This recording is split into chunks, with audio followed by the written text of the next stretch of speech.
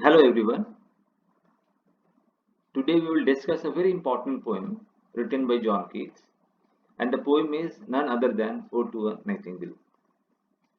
John Keats, as we all know, is a very popular romantic poet, and John Keats has written this poem in 1819. John Keats, a romantic poet, he was born in 1795 and he survived till 1821. He was born in England and he died at a very young age of 25 of tuberculosis. Unfortunately, his mother also died of tuberculosis when Keats was only 14 years of age. This poem was written immediately after the death of the younger brother of Keats, that is Tom Keats. John Keats is a sensuous poet or the poet of senses, and he had a great influence of Spenser over himself. He is a poet of odes as well. His odes are very popular among critics and students. Keats became acquainted with Leigh Hunt, a very popular scholar and poet of Romantic era. And it was Leigh Hunt who introduced Keats to P.B. Shelley and William Wordsworth, the two pioneer Romantic poets. Keats was not as famous as he is now during his lifetime, and Keats was always overshadowed by the popularity and revolutionary poems of P.B. Shelley. Keats was in love with everything pertaining to Greek, whether it is literature, symbols, and myths. And this is the poem Ode to a Nightingale, which he has written in May 1819. One morning, when Keats wake up, he heard the beautiful song of Nightingale, and this has reminded him many things. And under the impression of that beautiful song, he has written this poem, although he was not happy at that time because his younger brother Tom Keats has just departed from this world. So the poem is like this. My heart aches and a drowsy numbness pains my senses, as though of hemlock I had drunk, or emptied some dull opiate to the drain. 1 minute passed, and Lethe words had sung.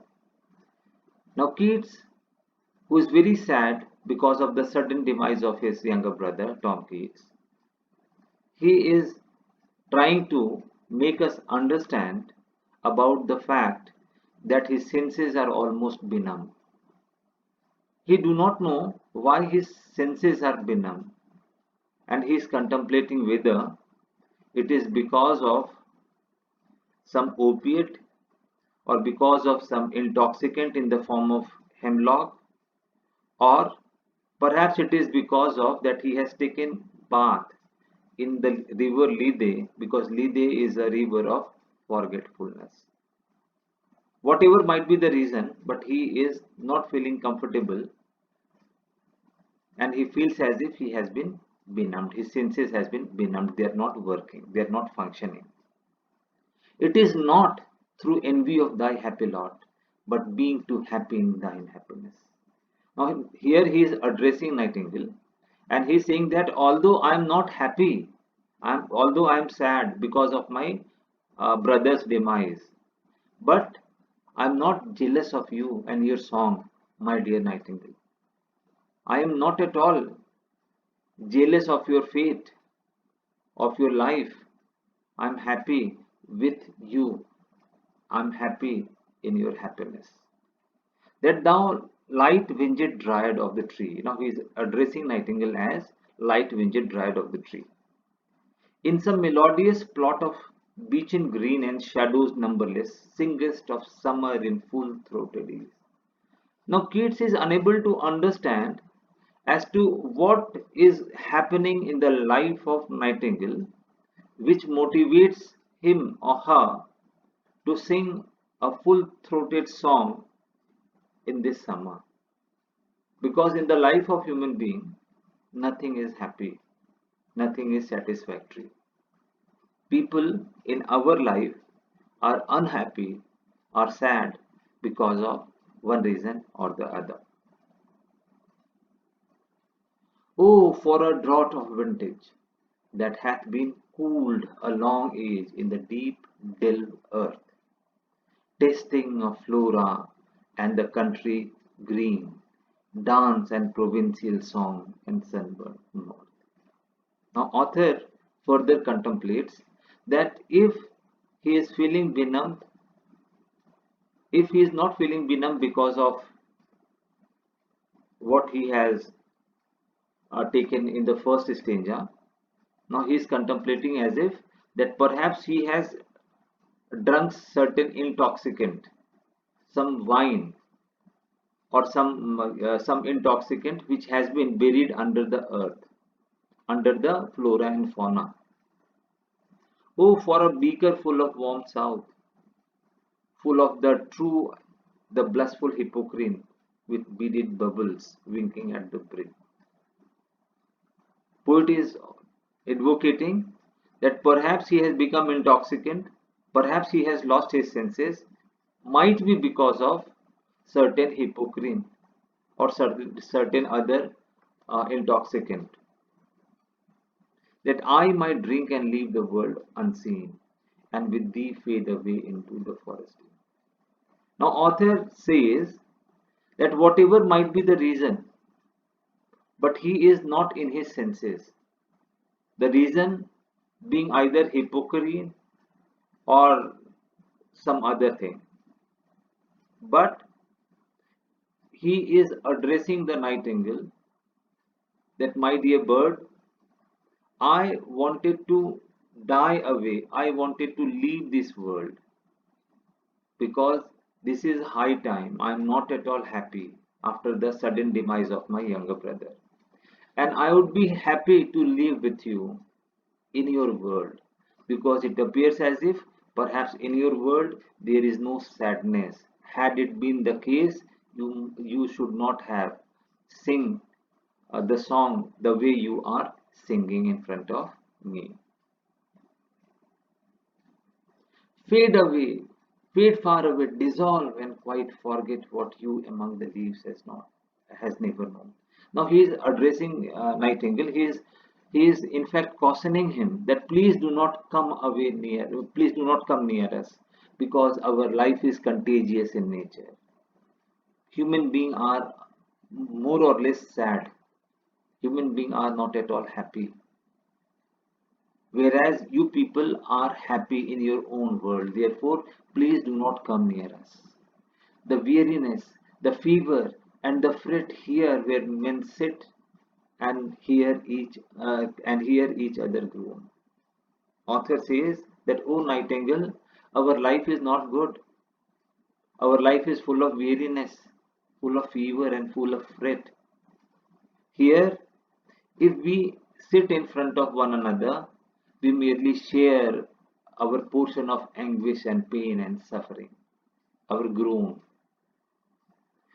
Where palsy shakes a few sad last grey hair, where youth grows pale and spectre thin and dies. Author says that in our world, forget about the old people. Old people are not at all happy because they are inflicted by palsy or paralysis on and off. In fact, the destiny, the fate of young people are also not quite safe. In fact, young people are also not free from the fear of death and suffering. Where youth grows pale and spectre thin and dies, and this reminds of the manner in which the Tom Keats dies. Where but to think is full of sorrow and leaden eye despair. Author says that our eyelids are always very heavy because of the pain and suffering which is the portion of our life. Where beauty cannot keep her lustrous eye, or new love pine at them beyond tomorrow. Author says that in our world nothing is certain, neither beauty, nor the life of young people, nor love, means anything and everything is uncertain in our life. Therefore, the life of human being is the life of sadness, the life of pain, the life of suffering, whereas your life, my dear Nightingale, is the life of happiness. Therefore, do not come near us. We are contagious. We might make you unhappy as well. Away, away, for I will fly to thee, not charioted by Bacchus and his parts, but on the viewless wings of poesy. Now here author addresses to Nightingale, and in fact he says Nightingale that please do not try to come near us or our world. In fact, I will come to your world. And this time I will not take help of Bacchus or wine or intoxicant. In fact, I will come in your world with the power of imagination, with the power of poetry, though the dull brain perplexes and retards. Already with thee, and with the power of imagination, with the power of thought, with the power of poetry, author says, oh, I am already with thee. I am already in your world, in the world of Nightingale. And then he says, tender is the night, and happily the queen moon is on her throne, clustered around by all her starry face. But here there is no light, save what from heaven is, with the breezes blown through the wondrous plumes and winding mossy ways. Author says, oh, I am already in the world of Nightingale, but unfortunately here there is utter darkness. I can see only, or I can speculate that in the horizon, in the sky, perhaps the queen moon is there, and around her the cluster of stars are there. But here in the world of Nightingale there is utter darkness. I can only feel the breeze which is perhaps going around me, and I can also smell the presence of certain moss. I cannot see what flowers are at my feet. Why I am not seeing? Why the poet is not seeing? Perhaps because of utter darkness. There is utter darkness where the poet is right now. In fact, in the world of Nightingale, physically there is utter darkness. Nor what soft incense hangs upon the bough. Now there are flowers, there are fruits around the poet, but poet is unable to look at them or in fact see them. Why? Because of utter darkness. But he is smelling their incense. But in the embalmed darkness, guess each sweet wherewith the seasonable month endews the grass, the thickets and the fruit tree wild, white hawthorn and the pastoral eglantine, fast fading violets covered up in leaves, and mid May's eldest child, the coming musk rose, full of dewy wine, the murmurous haunts of flies on the summer eve. Now, author says that although I am not able to see the different flowers which are around me, but since I am human being, I know what type of flower blossom in this season. Therefore, I can very easily guess that perhaps the incense which is coming to me through my nostril is the incense of eglantine, or May's eldest child, or musk rose, because they are around me. Although I'm unable to see them, but I can very easily, I can very easily guess that they are around me because the incense which is coming from these flowers is in fact reaching my nostril. Darkling I listen, and for many a time I have been half in love with Eastful Day. Now here the author candidly acknowledges that he do not want to live in this world. He wanted to melt away, he wanted to die because this world is not worth living. Now this reminds us the escapist tendency of John Keats. Called him soft names in many amused rhyme. Him means death. Means the poet is in fact, the poet has invoked many a time to death. He wanted to die and therefore he has invoked death in many of his poems including Ode to a Nightingale. take into the air my quiet breath.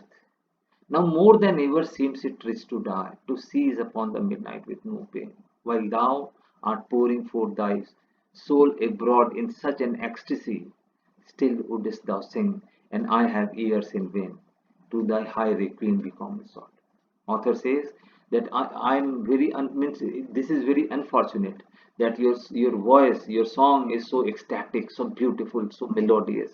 But since human being is overpowered by their own misery and sadness, therefore they are unable to understand and appreciate the beauty of a melodious song. Thou wast not born for that immortal bird. No hungry generation tread thee down.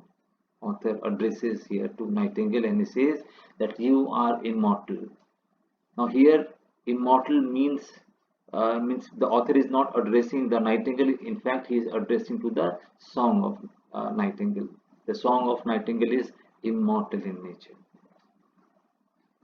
And author further adds that the hungry generation, this competitive world, will not, in fact, discredit the beauty of the song of Nightingale. The voice I hear this passing night was heard in ancient days by emperors and clowns. Perhaps the self same song that found a path through the sad heart of Ruth when sick for home she stood in tears amid the alien call. Author says that the song which I am listening right now, the melodious song, the soothing song, in fact, this very song has been heard by the emperors and clown in ancient past. And not only that, when Ruth was nostalgic, when she was homesick, and when she has heard the beauteous and melodious song of yours, she was comforted for time being, means she was solaced. The same that oftentimes have charmed magic casements opening on the foam of perilous sea in fairyland full of.